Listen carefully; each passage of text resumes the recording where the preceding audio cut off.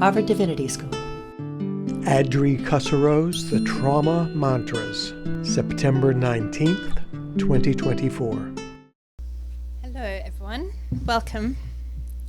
This is our second poetry event for this academic year, and we're focusing on Harvard Divinity School graduates because we've been inviting poets from far and wide to come and visit us, and we have this wealth of talent here. We've got three brilliant poets tonight, starting with Zia Polis, who is a friend of Peripheries, we can say, and I have to do this, a previous student of mine, because I have to be able to brag. I assisted in advising her thesis, which was a really exceptional book of poetry, and maybe Zia, you might say more about that, you might not, I don't know. But a book I expect will be published soon.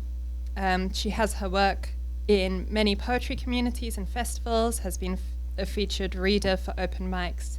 Her poems are in Nailed magazine, Mass Poetry, Harvard Divinity Bulletin, etc. And Zia, you want to read?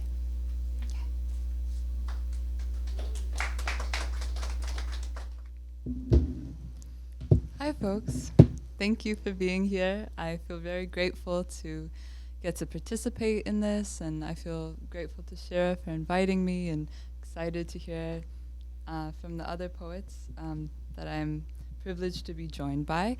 I'm going to set a little timer for myself just so I'm mindful of your time and everyone else's time. So I wanted to read some poems. Can everyone hear me? Should I speak louder? Okay. When I lean forward, this is better. Okay, no problem. Much of my work when I was Shira's student last year had to do with exploring particular theologies that have impacted my family in relation to questions of death, spirituality, the intersection between love, relationship, and madness. And you know, as an adult poet, I think much of what I've been doing has been trying to untie the knot of my upbringing. And so many of these poems explore that and the place I call home. This first poem is called Taos House. It's about, Taos is a town that I grew up near. Taos House. Last time I saw him, he told me to fuck off in the middle of the I-25, breaking his own heart in preservation of his pride. We don't talk about it, or the other misadventures. We talk about the work he has done on the house. 13 years ago, he gave this place gutting medicines, plumbing, purgatives to pull wall rot and antique brokenness out through the administrations of a backwoods doctor of carpentry. This old house he gave walls and windows and doors to, birthed me a bedroom painted green as immature melon, where the ghost of my girlhood still wonders what she'll grow into. This house slopes down to the east, afloat on an acre of yellow grass. When we walk the long yard, a school of locusts leap in a synchronized arc, flying fish cresting the surface of this desert sea. This house is where we recovered a cow skull from the mud, our exposed laundry pipe eroded with hard water and washing salts, the packed bones of a bovine beneath the earth for 50 years.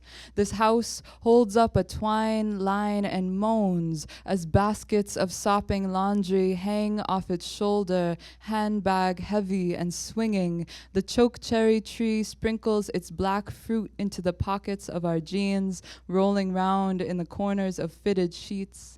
This house is sister to an ancient chicken coop, vacant but for the spirits roosting between its wire ribs.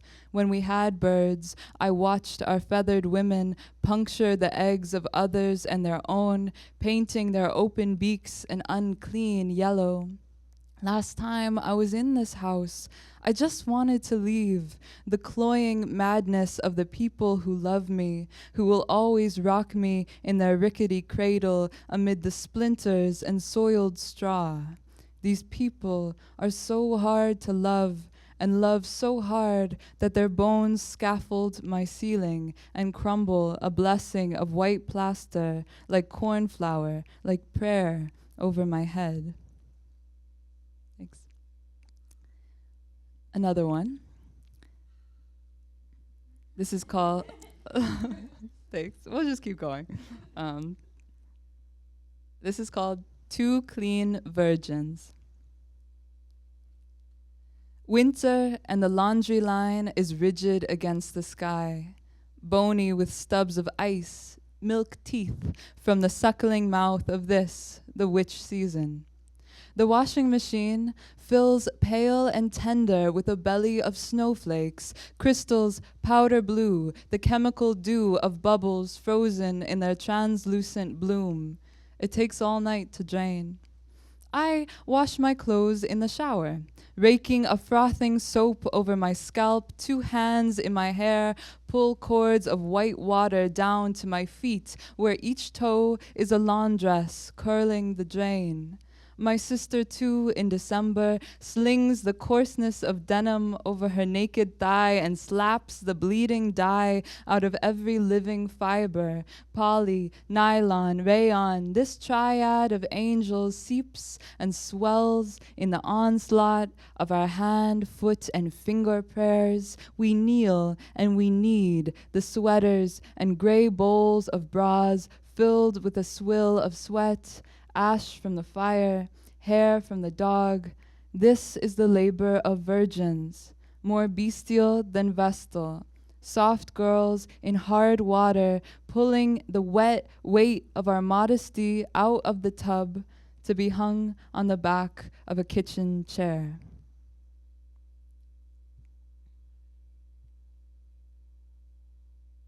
Another one. The flower of mercy.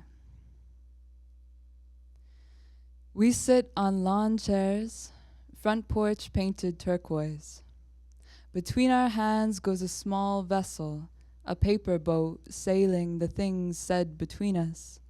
This is the fruit of small mountain people, seated in yogurt tubs on kitchen windowsills. The hippie couple down the street with the strawberry-haired baby grow it like mint and cilantro. Now dried to nothing, a gnarled spur, it dissolves into pungent crumbs between the mincing fingers of my father, who is so tender to the blonde paper, crafting a canoe. Every few years we have a visitation, an encounter of biology in this house where I smoke a joint with my father. I'm in love with the most elegant skeleton, enrobed in dry brown skin. This shawl of life shelters the quake of his shoulders. He's all bone, a little pot-belly, paler than the rest of him. I'm in love with this ghost man who talks through me, glazed over and laughing to himself. Last time we were together, I held his body as he rattled with tears like a gourd haunted by its loose seeds. My father has so many heads on his neck, I never know which one will call me enemy. He tries to pharmacy himself, dutifully, with hand-rolled medicinals to keep his company hospitable to me. Do you remember how many times we rode the waves of your rage and sorrow? I tucked them and you both into bed when your thighs and arms were thick as one another. There's a river that runs between us, fathoms deep and foreboding, where the monsters of love move beneath it. My beloved, with the gaping teeth, where all sorts of sea creatures, black squids and blind sharks slide out, and the creeping tide of his soliloquy, we are dad and daughter, the one who talks and the other. In the presence of some wilted sacrament, old Spliffy, the life raft doobie of compassion, washes us in smoke. The flower of mercy blooms as it burns, unfolding its smoldering fingers in the hollow of our heads. I will always love you, but to preserve my life, I have paddled away from your mad shore, where you are but a man, proud in your belonging to no one, not even your daughter. You talk to me about diving, burying your head in the deep, salt water. Is antiseptic? Is that why we cry when wounded? Thank you. I just have a couple more.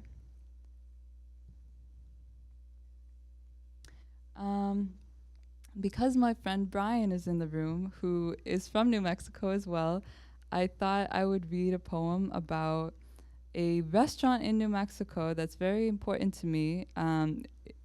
It's a real place called Sugar Nymph's Bistro, and it's a restaurant I worked at, my sister worked at, and my mother worked at, and many more mothers and daughters and sisters have worked at this small restaurant. So I'll read it. Sugar Nymph's Bistro. Today, the long hour decides to last, itself plus a half. Time extends and loosens one loop on the belt. All holes become holes with halves, and the dimension of tasks grow in the waist. This often happens. Halfway through the working day, the cafe clock gets rounder with each hour and weighty enough to pull minutes back into its orbit. A little Saturn of seconds rotates above waitresses, delivering cake on chipped plates. Along the high road to Taos, a black path clings like a thinning braid on the skull of our mountain. Centuries ago, the woman named Spring Mud first fell into the arms of straw, birthing generations of adobe bricks for the mud buildings of New Mexico. They made sugar nymphs, this house for feeding and sheltering all those lost to the culture.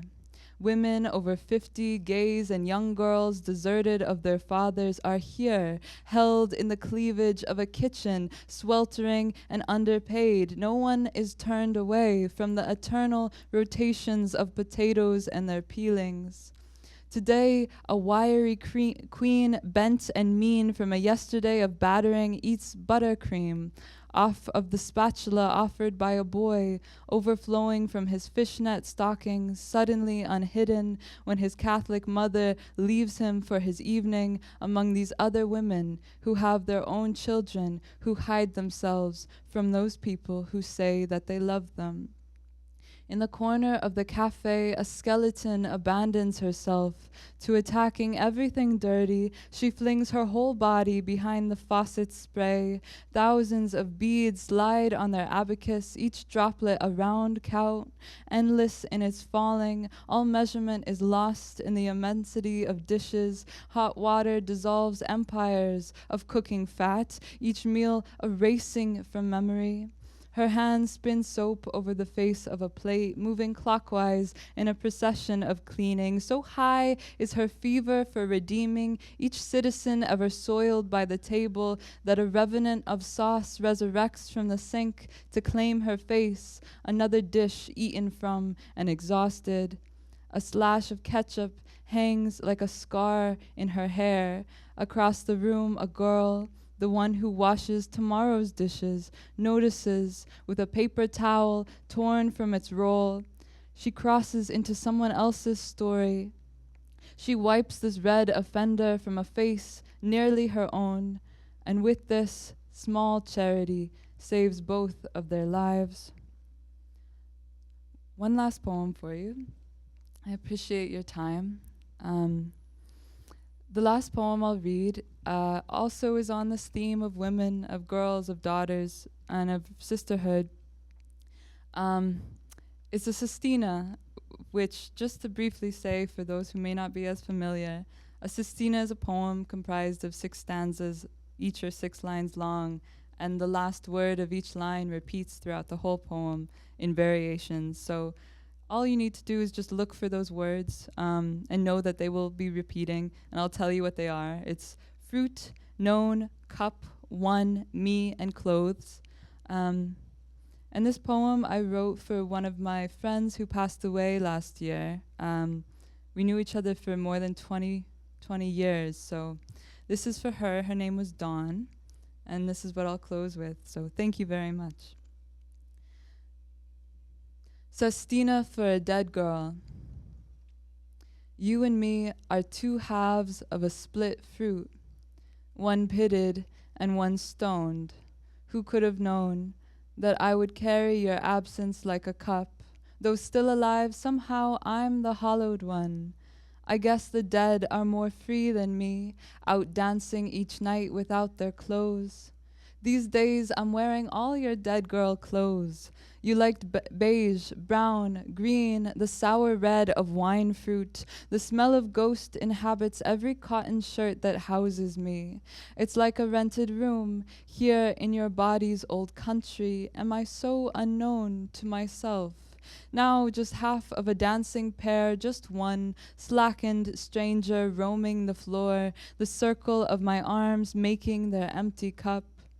You know, the funeral home charges so much for urns. How much does an ash cup really cost? The humiliation of money clings to death like bad clothes. I'm almost grateful to the creditors, hunting you and your account down like one escaped hog nosing at fallen forest fruit.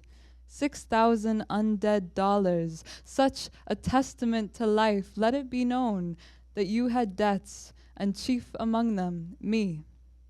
Now you've joined my posse, my dead friends, that company of inverted angels flocking me. I think you collude with each other, taking turns to cup my face in your hands while I sleep. I never see you, but your signs are known. I look for the way you raise the dawn, like fresh red clothes lifted off the laundry line, our wind loosened ecstatic fruit. This is what you owe me. Some sign that I'm not the only one left in the upstairs world. I count a calendar of days towards the underground. One final turn in the sun for another future dead girl. Tell me the reason you left before me. Tell me why I'm still here making phone calls and eating almost rotting fruit. See how you've made me another drinker at the grief cup. See how I dress my days in the smoke clothes of memory, wearing Monday to Sunday like a necklace of every known thing. And once again today I say your name, so that you're known anew. I make your litany, me a church tender, a keeper of your one sputtering candle. My mind is a hall walked through by people in their Sunday clothes.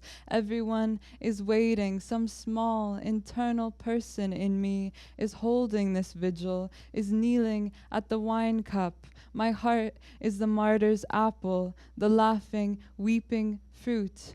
You sleep under brown bedclothes, the earth pillowing every curl I've known.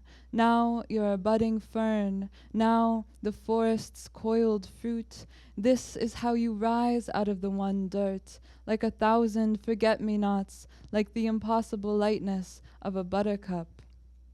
Thank you.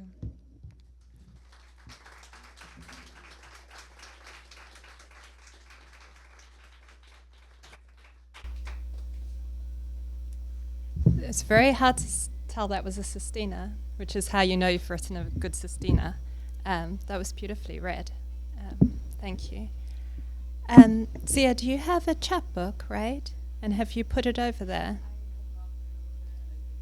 Oh, okay. Well, people will have to Google that. Okay. Good. Okay. All right, so I think, Zia, you must have graduated last year. And Yena, Sharma, Purmasir, our next reader, graduated in 2020, you just told me. Difficult year to graduate, so I'm glad you're back and we can celebrate your poetry. So I actually heard about you from Periphery's old designer, Jess, who was reading with you at Grolier. She said, hang on, do you know this HDS student? You have to get her to read. So Yena is a poet and essayist from New York, author of 4 collections, most recently Viraha, which is over there. And she was the former Queen's Teen Poet Laureate. I'll definitely say that too. Okay, Yena.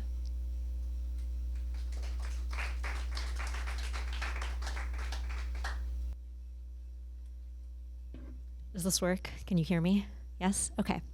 Hi.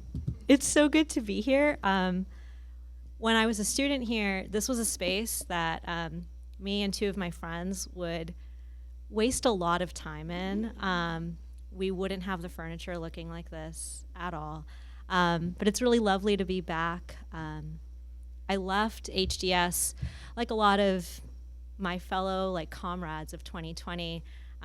We were pushed out, and I haven't been back, even though I live not 2 miles from here. I live in Central Square. So tonight I'm going to be reading from my third collection, which I actually wrote for Matthew Potts's forgiveness class. Current students, if you get the chance to take that class, you should. And so this book, it's called Our Synonyms, an Epic.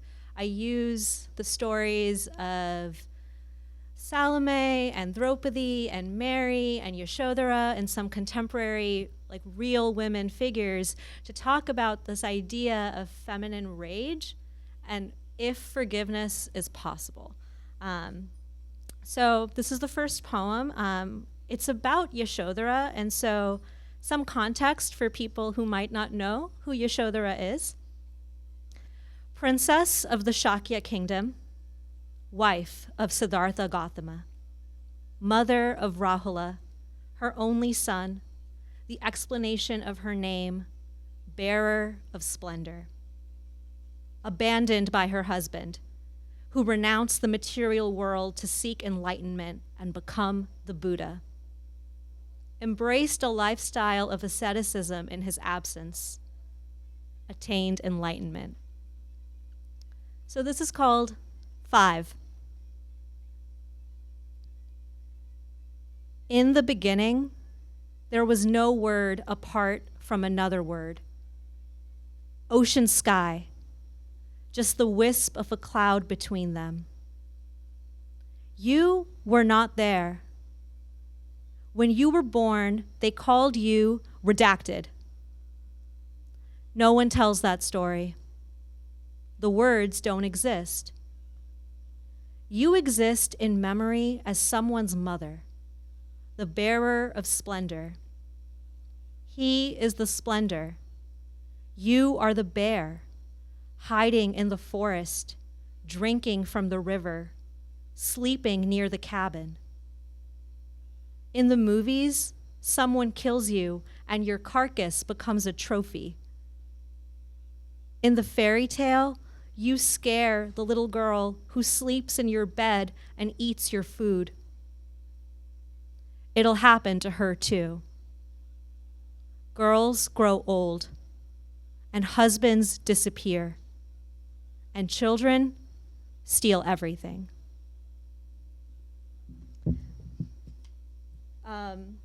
So now I'm going to be reading from Varaha.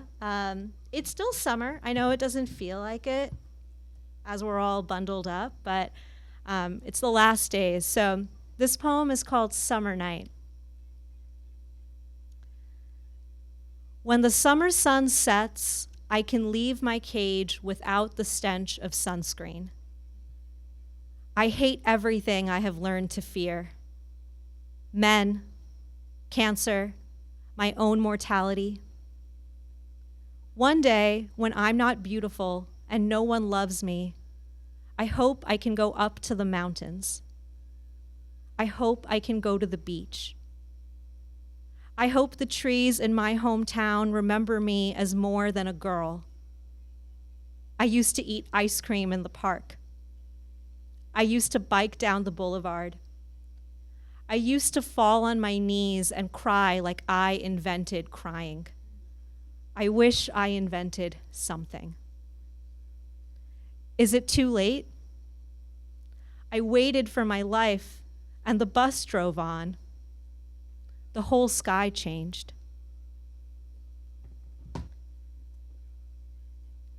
So Varaha, not an English word, it is a Sanskrit word. It refers to this idea from Hinduism. It's a type of devotional love. It literally means love in separation. So here's the titular poem. This is Varaha. Steve told me that half the pleasure in love was being half of something, separated and praying for reunion. It's not just us, he said. It's the gods. I love this story. I love how small it makes my pain. I tell the man I'm dating we're just like gods, but that doesn't have the same humility. It sounds like I'm boasting. Okay, so I'm boasting. Someone loves me finally, and I'm cutting my hair over the toilet. Someone loves me finally, and my waist is shrinking down. I mean, my mental illness isn't going away, but it isn't really hanging around either. When I say I'm lonely, what I really mean is that I miss someone. When I say I miss someone, what I really mean is you.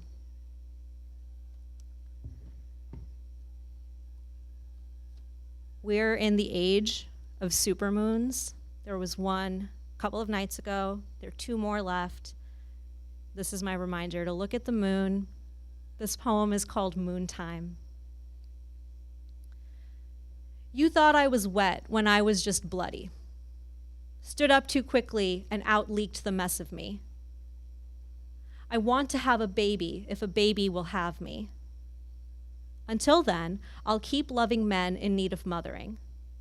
Nurse their idiot ideas, cradle their dwindling self-esteem, clean up their shit, put them to bed.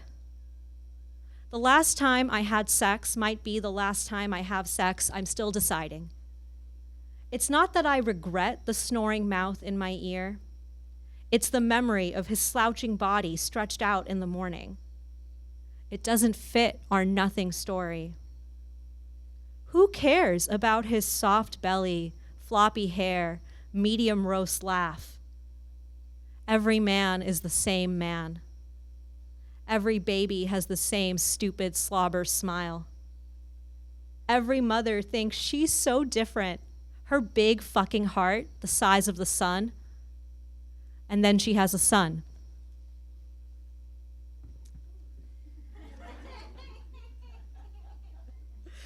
Oh, that's always fun to read. I wrote this next poem for one of my best friends, and being here, remembering old friends who aren't with me, and maybe you can relate to that. This is called Red Cardinal. There is a world in which I die. You don't. My best friend, you live forever. You go alone to the places we said we would explore together. In Vietnam, you buy an expensive camera. You take pictures of your face the way I took pictures of my face. You hate the vacant expressions on my Instagram. No one ever knew me there. I can't point out the glittering silver lining from beyond the grave. Honey, I don't have a grave. When you want to visit me, you'll have to collect a bouquet of superstitions, an out-of-focus dream, the pink supermoon, a red cardinal on your windowsill. This terrible world loves you like I have loved you, which means you know it and you think it happens to everyone. It does not happen to everyone.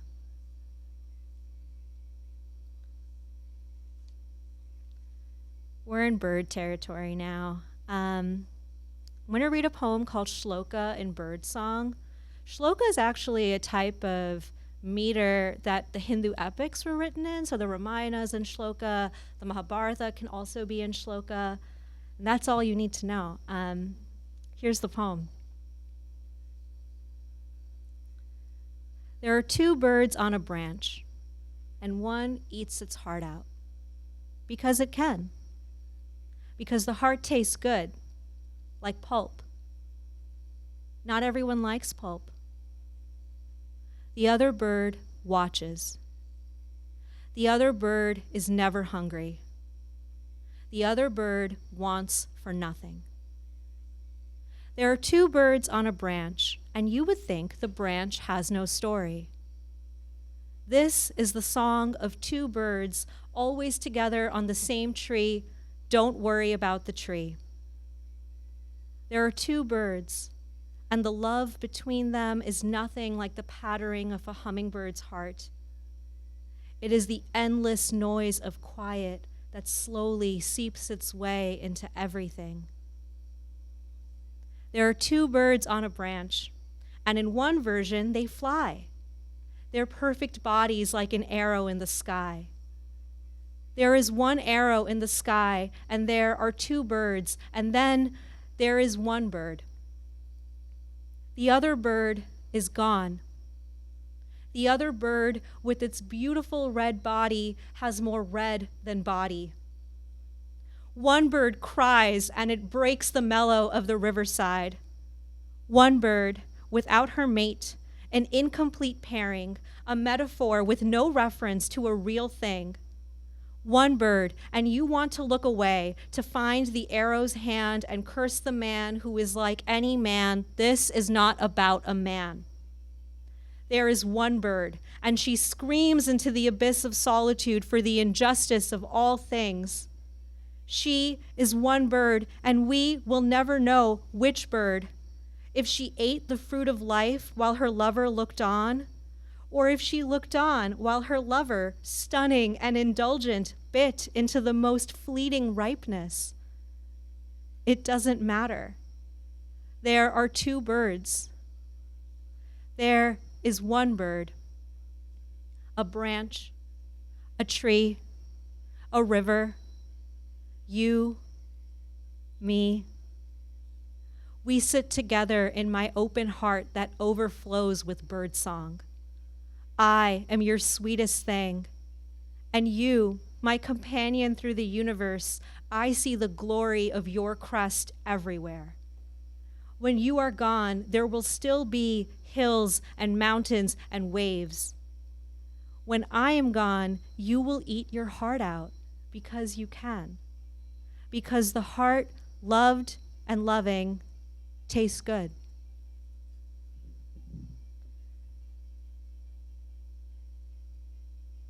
I'm reading two more poems. I'm going to read something new. I think the life of a poet is like you're constantly working on your next body. So this is going to be like a pre-birth for book 5 whenever she fully emerges. This is called Rituals. From the same mind that remembers birthdays and knows when to carry an umbrella comes the life-stopping impulse to check if the basement door is still locked. That mind that believes anything seen once must be seen again and again. That mind is rewriting the same poem. Maybe Sisyphus was an artist. Maybe it's only crazy if it isn't helping someone. Do you think God has obsessive-compulsive disorder? Could we be so lucky? Do you think he comes back to check if we're still right where he left us? My angels, my demons, my life. I'm so human. I make mistakes. I forget to say sorry, and even when I do, how can you trust me? I'm an unreliable narrator and a reliable friend, daughter, sister. Everyone wants me to watch their pets. I imagine the pets are watching me. Over the feeding bowl, hunched on the couch. The same hand that wins their trust and cleans their shit is the hand I'm pressing against my chest. In between my deep, hold tight inhale and slow let loose exhale is the entire world. I really could be God. I really would come back for you, whoever you are. And if I am, don't pray, don't wait, abandon all faith. You, the door, the stove, the meat, The bed, the sheets, the drain, the paint, the stairs, the machine, the unseen disease. Please match my great act of love. Let me go.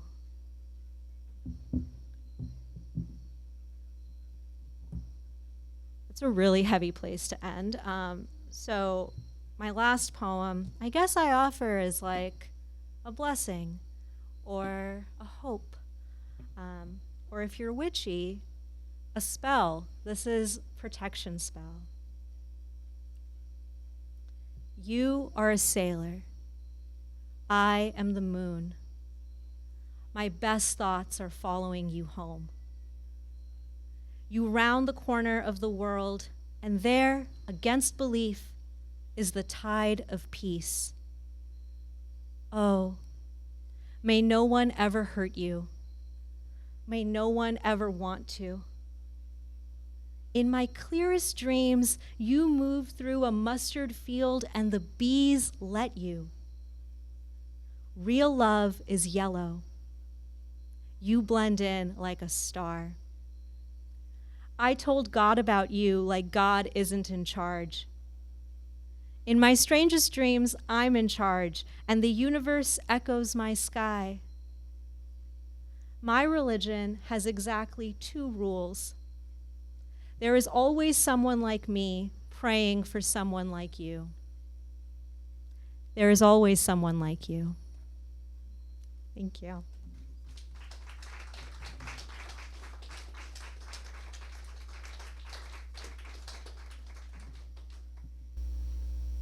Thank you, Yena. That was so beautiful. I want to talk to you about the 2 birds later. It's just so good. And your books, yeah, for people too. Okay.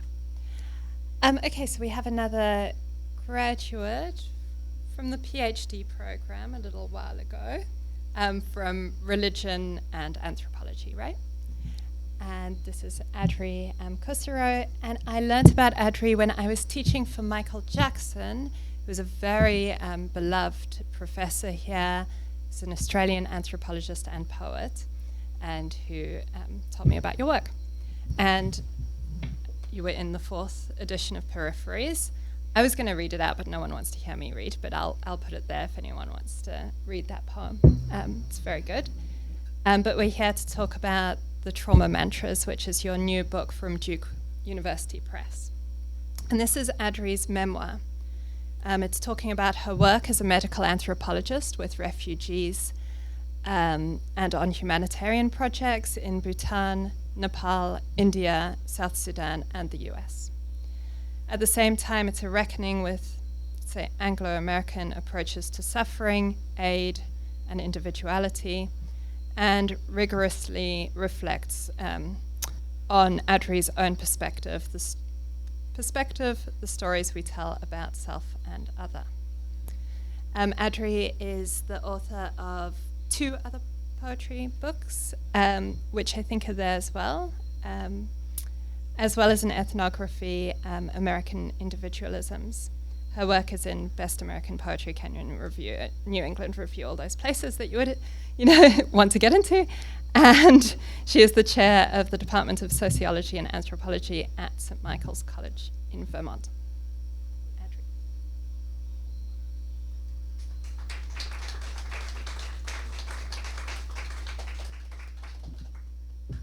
Hi, thank you so much. That's good. Okay, can you hear me? Yeah, so I'm going to be mostly reading from the Trauma Mantras. The Trauma Mantras, it's exceptionally hybrid. It's a critique in many ways of Western conceptions of illness and suffering. It's a travel memoir. It's so many things that I wondered, okay, what am I going to pull from for this reading? And I actually decided I would kind of pull from more of the spiritual poems because I felt inspired, especially by coming back to Divinity School And I wanted to start with this one that I was hoping Wendy McDowell could be here. This was one of the first ones she published in the Harvard Divinity Bulletin. And this one is called Lady Slipper Red Effed. As a child, I awoke to the furiousness of bees. All morning, my mother and I combed the woods for red F's, trout lily, trillium. I learned young the smell of God and soil. The first time I saw a lady's slipper, I felt embarrassed.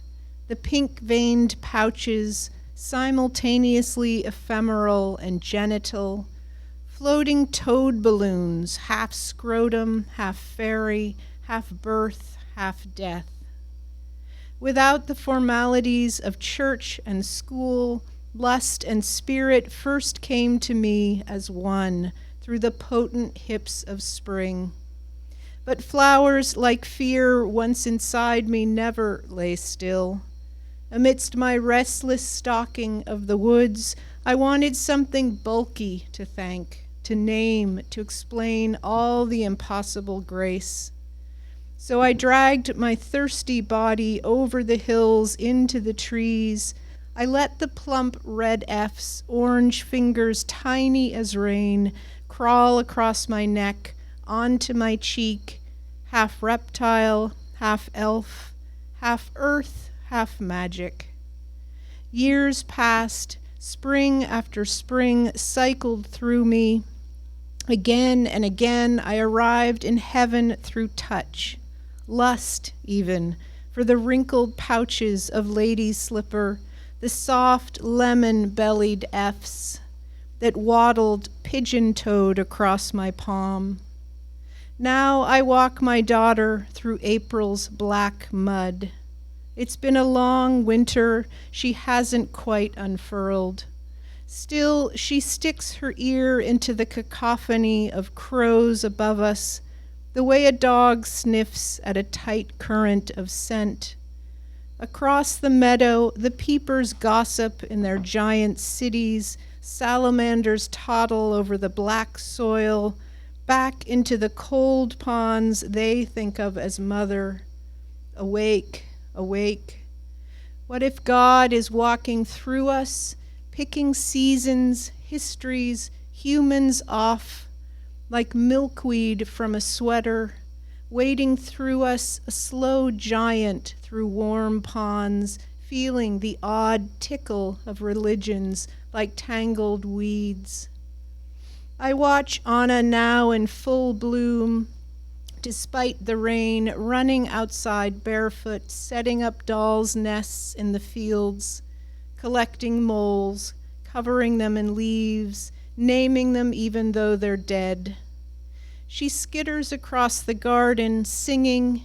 She too is learning young the restlessness of rapture, the way beauty is hard to sit with, the way it bends the body into prayer, the way ripeness must be touched. Soft black earth of the garden, she and her brother all fists and toes. I watch her digging into heaven, soil, toads, bulbs, buds, the craning neck of spring, and all summer the sweet, long, green meadows. So the next one I want to read is called The Sweaty Tribe.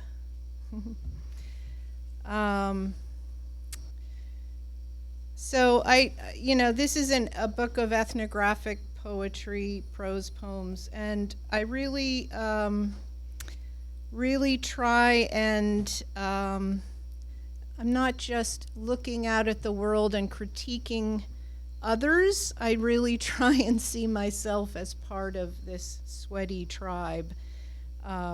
So this is called The Sweaty Tribe. It's based at Diadon Orphanage, Missionaries of Charity in Calcutta, India. And it starts with a quote by Mackenzie Wark that basically says, "Calcutta becomes the Disneyland of suffering." Here comes another white girl in hip-hop, dreads, tattooed in Buddha, Krishna, Shanti Deva, her body a roadmap of past religious quick stops.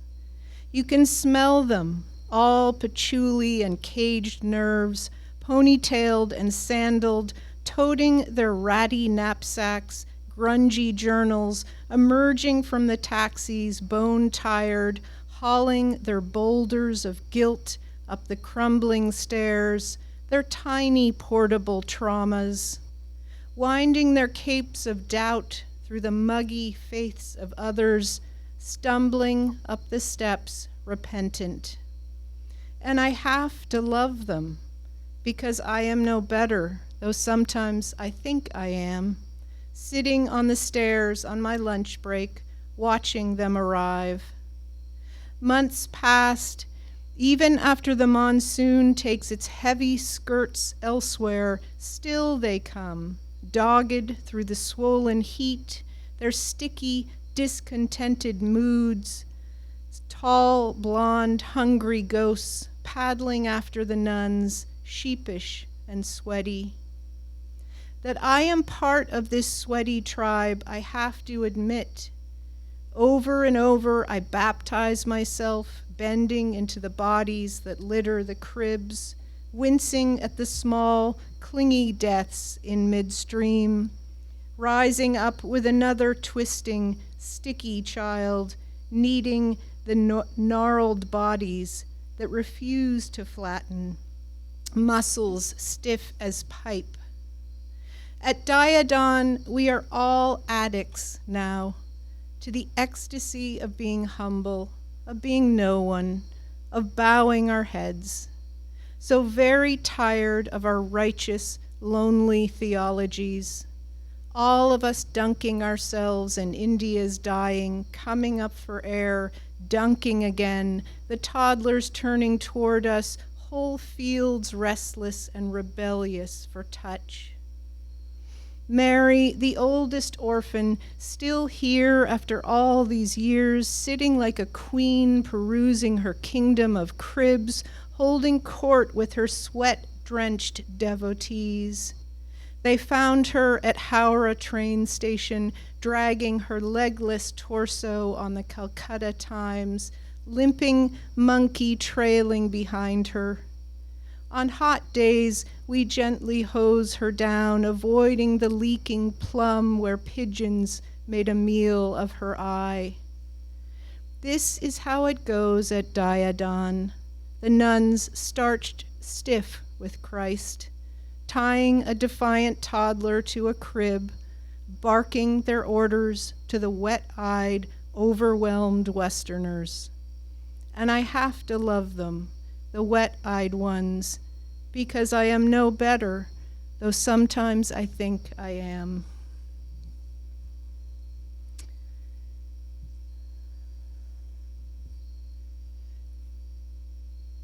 The next one I'm going to read is Quarantine Dreams. And this kind of floats back and forth between Underhill, Vermont, where I live, and Dharamsala, India, which is the home of the Tibetan government in exile. All day long I watch the snow fall, the single crow on its perch, the only punctuation mark I've heard all day. Across the field, a fox pounces for a mole as if in a cartoon, and my heart is buoyant as I watch it flip and flop, hurl itself nose first. Downstairs, my son is trying to find a tune on the piano, riding the notes without trying to control them, something flowing through him, not entirely himself. He's quieted his mind enough to follow the pull of something larger, like a tug from a line deep underwater. From my bed, my antennae prick up, the hair on my arms, the first to sense another presence. The notes rise up through the ceiling and soothe.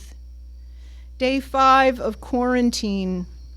Someone told me to analyze my dreams, that quarantine dreams are the stuff of buried trauma, but I refuse to mop them up with pop psychology, put them in the tiny stuffed cages of the American trauma sphere.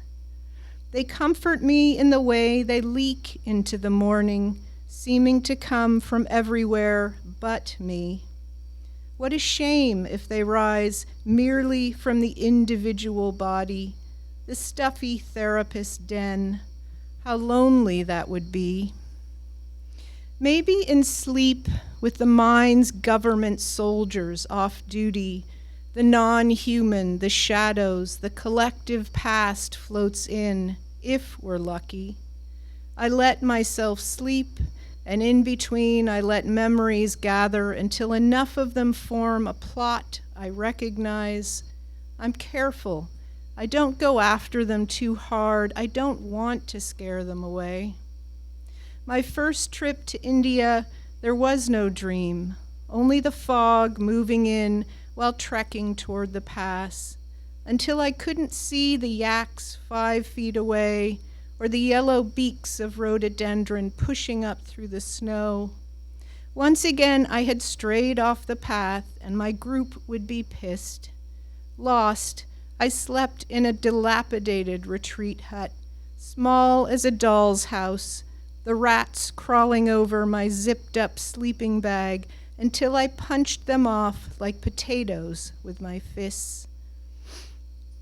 The next morning, the caretaker monk with the scarred cheek told me he had a dream I would visit him, but I knew I was just lost.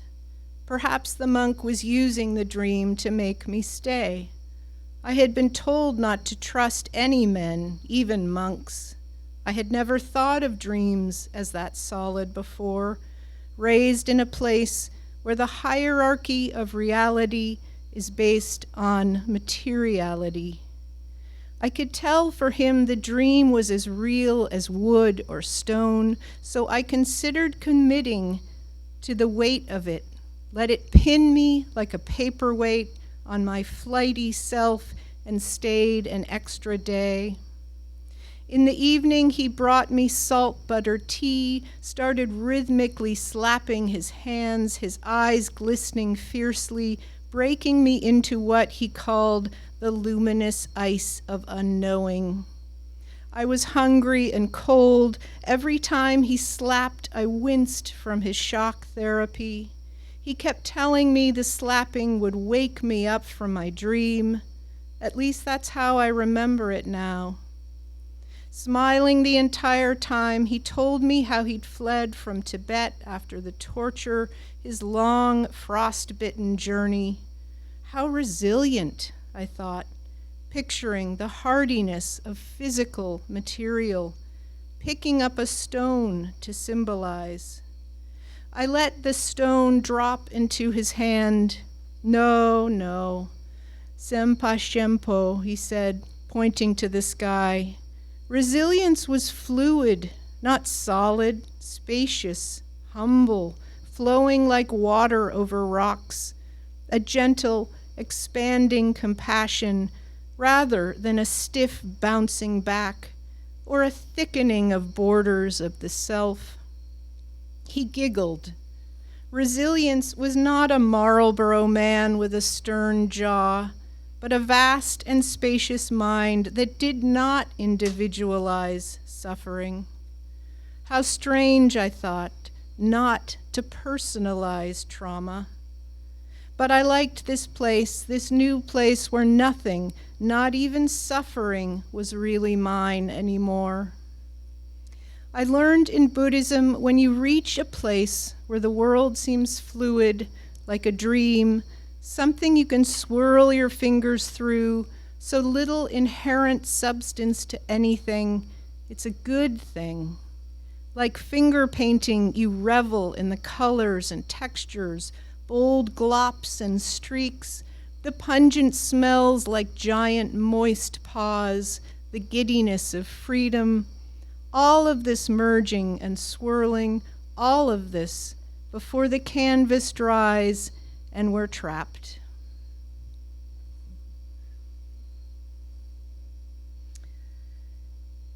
Let's see.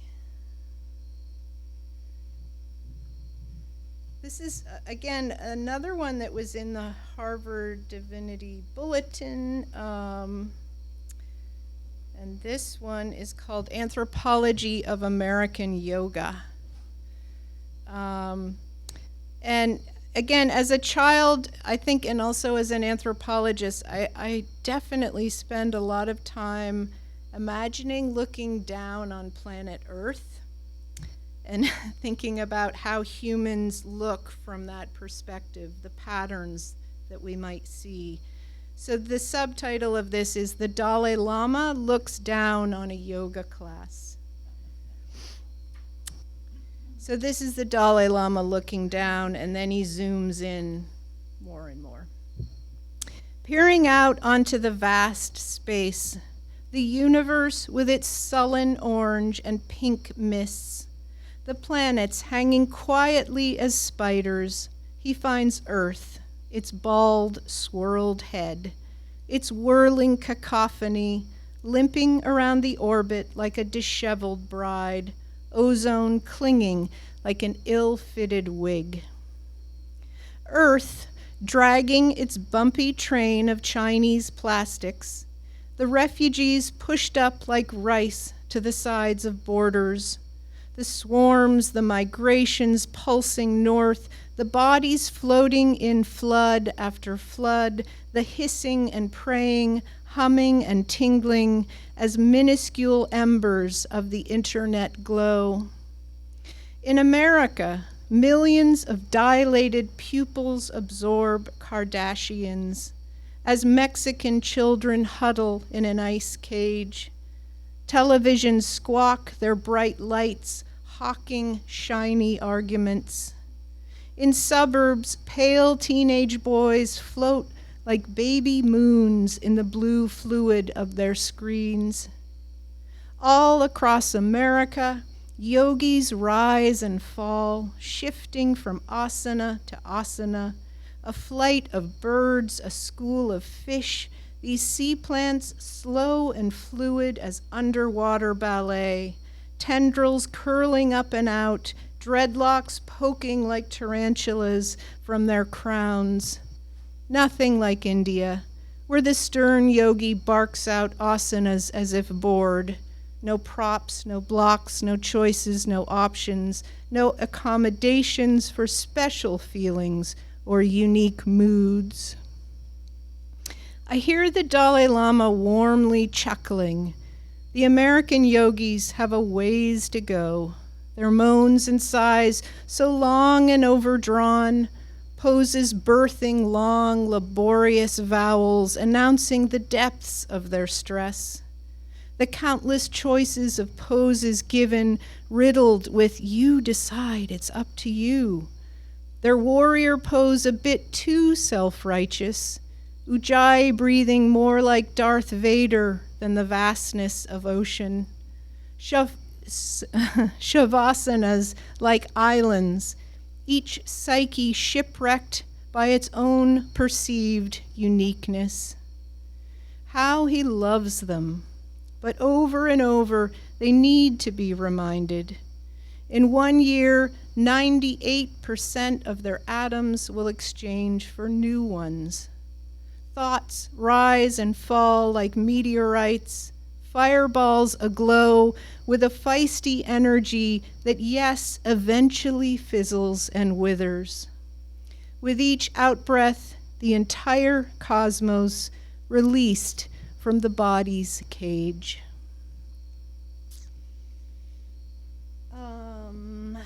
Let's see. The next one I'd like to read is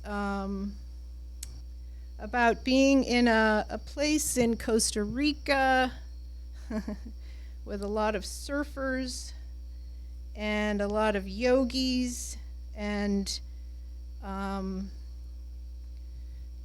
this is called Mushrooms Jungle Yoga, Nosara, Costa Rica. Tired of the scalding beach, its acidic sun, the taut, hip surfers like circus stars dancing on the backs of waves, I walk inland in search of shade and quiet, and maybe a bit of death.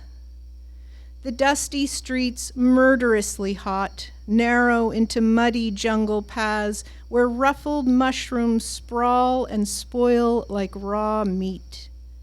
So bold is their dying. I want to die that way too. Every rotting cell fully engaged in the leaving, drunk with resignation. Blackbirds on stilts hide in tree limbs and watch me pass. Leaving the jungle, I see the main tourist road ahead, lined with hibiscus, splayed red throats retching their stamens out. I know where the road goes, to a yoga center whose entrance is exotic and stunning. 50 stone steps to the top where Ganesh is perched, then 10 more to where the stone Buddha hovers over the sleek, glistening check-in desk and its twittering skinny girls so eager to help. Then 5 more to the top, an ecstatic emerald pool, a white woman floating on her back like a crucifix in a stiff, well-earned delirium. The juice bar loud with volcanic kale eruptions. Here, the long-legged blonde goddesses of Lululemon hold court, curled like cats into padded hammocks in their sleek black leggings. So I scuttled back down the stairs, knowing I'm not quite ready to leave the slouch and sog of the rotting jungle where nothing is tight with anything. Just the humble mounds of Quasimodo moss draped everywhere, swamp, mangrove, bleeding fairy fungi, fragile dapperling bridal veil stinkhorn, trooping crumble cap. In grade school, why did no one tell us to lean down and inhale the ripe rot of ourself? As we sat washed and preened, stiff as soldiers at our desks, and opened our fresh notepads, the white paper cold as milk, and so earnestly began our noble wars against mortality. Why did no one tell us to put our pencils down, that we are already gloriously dying, and there's no shame in that? No, children, there's no shame in death at all.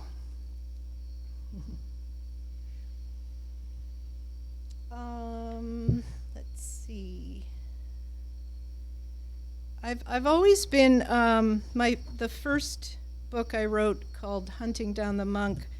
I've been very interested in how I know these are very stereotypical terms, but East craves what the West has and the West craves what the East has, and both are looking at each other and both are seeing fictions of each other. So I wanted to read this poem that's about one of my trips to Bhutan, and this one is called Bhutan, East Wants West Wants East. And it's based in Thimphu, Bhutan. I'm back again working for the government in the last country on planet Earth to get internet. Here to preach the dangers of Facebook, Instagram, TikTok, the sexy fictions global media spins about the West. The government calls it selective modernization, letting in only the best of the West. But all I see are guns, gangs, and actors bleached in fair and lovely on the tiny TVs now in every store on this street. They tried banning MTV, Fashion TV, World Wrestling Federation, but now the flow is impossible to stop. The channels breeding and multiplying. Even among the farmers far outside the city, satellite dishes cock their chins south, magnets to the subtle, sly presence of envy, creeping into houses like stray cats, magnets to the subtle, sly presence, creeping into the houses like stray cats, coyly rubbing and curling around their hearts.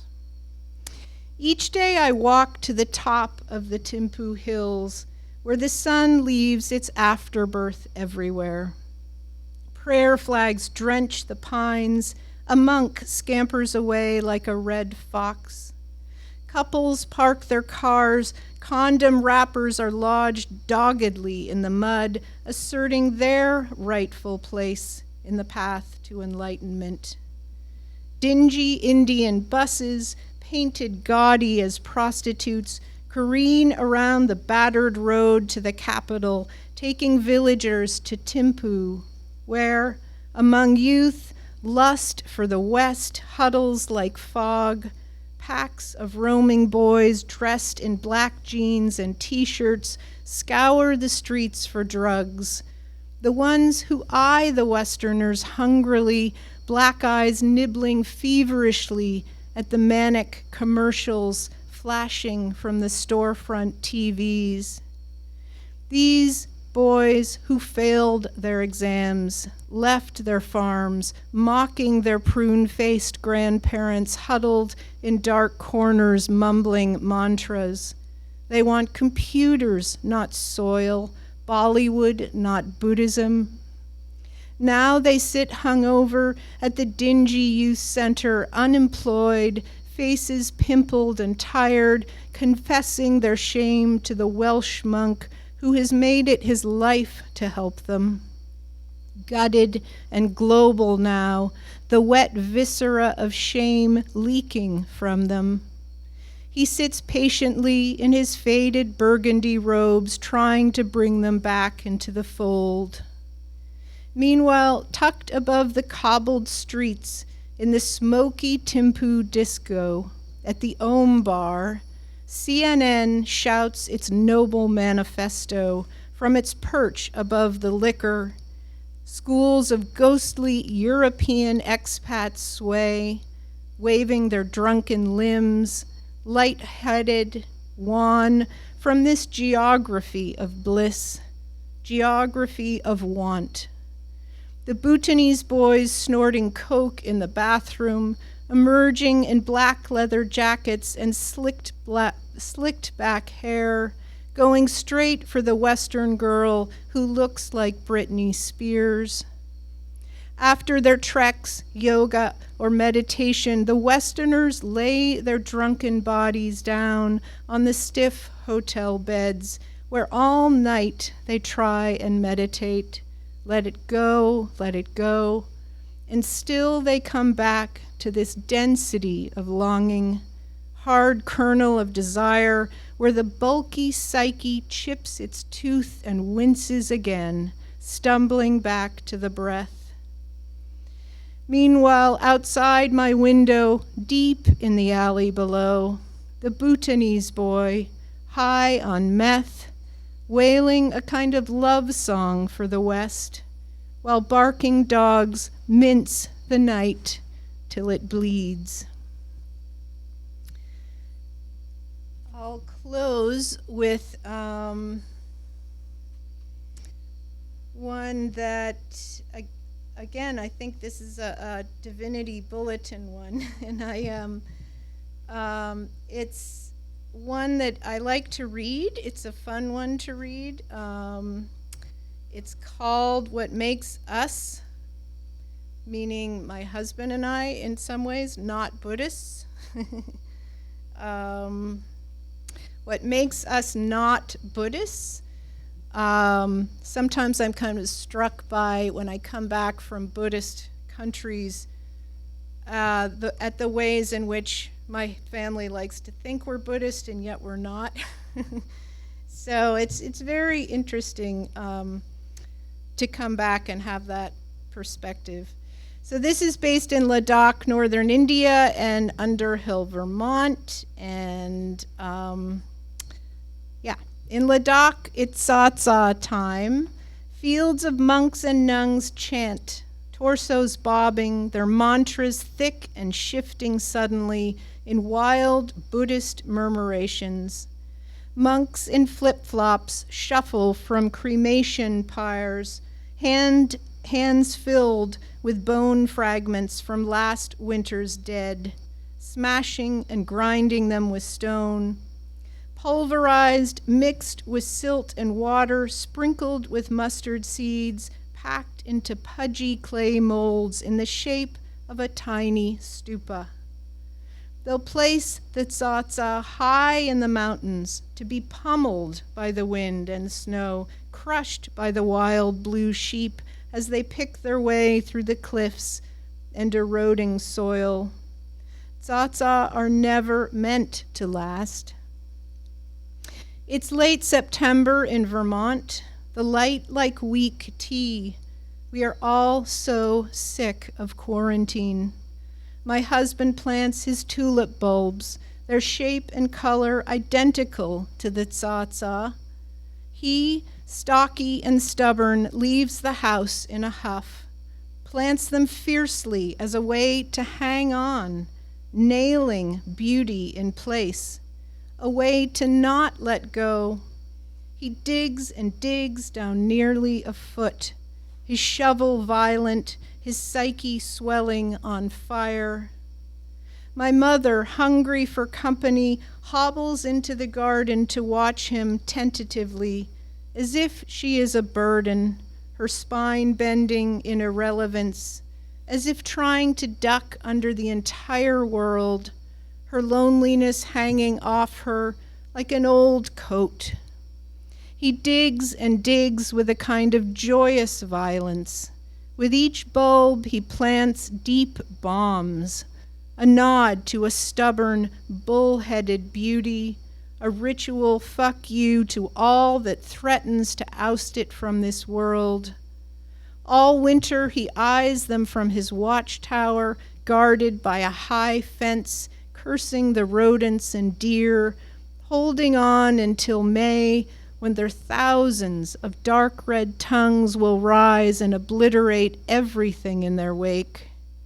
Meanwhile, our prayer flags flutter, free floating gills, sucking at the air, sharp and greedy.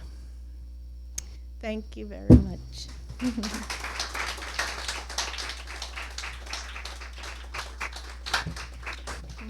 Thanks.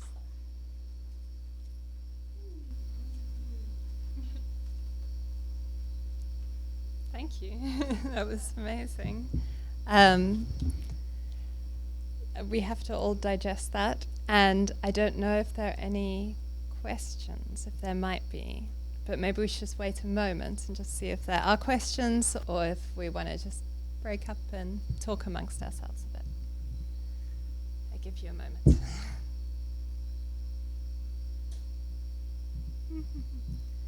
I must stop doing this because I think it always happens that people are too overwhelmed at the end to actually ask. Okay. Anything? Yeah. All right. So let's just chat amongst ourselves a bit and say thank you to the poets. Thank you for coming, everyone. And another event on the 17th of October. Please be there.